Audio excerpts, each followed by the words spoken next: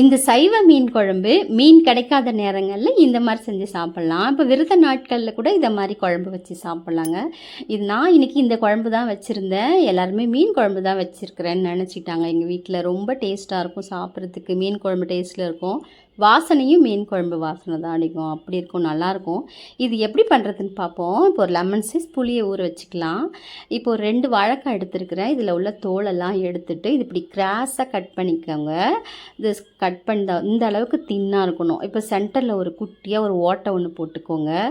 இப்போ மீன் மாதிரியே இருக்குது பாருங்கள். இதை அப்படியே தண்ணிக்குள்ளே போட்டுட்டு இப்போ ஒரு பிளேட் எடுத்துக்கலாம்.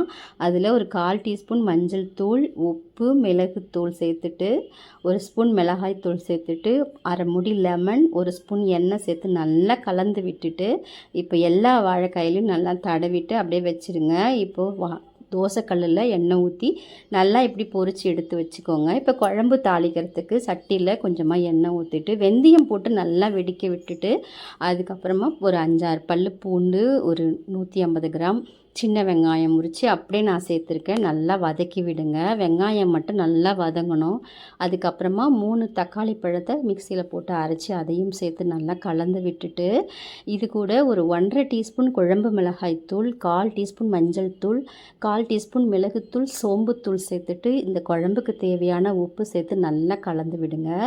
இப்போ நம்ம ஊற வச்ச புளியை நல்லா கரைச்சிட்டு வடிகட்டி சேர்த்துட்டு, குழம்பு நல்லா கொதிச்சதுக்கப்புறமா மீன் துண்டுகளை சேர்த்துட்டு ஒரு 2 நிமிஷம் மூடி வச்சுட்டு, இப்போ ஸ்டவ்வை ஆஃப் பண்ணிவிட்டு ஒரே ஒரு பச்சை மிளகாய் கீறி போட்டு கொஞ்சம் கருவேப்பிலை சேர்த்துடுங்க. மீன் குழம்பு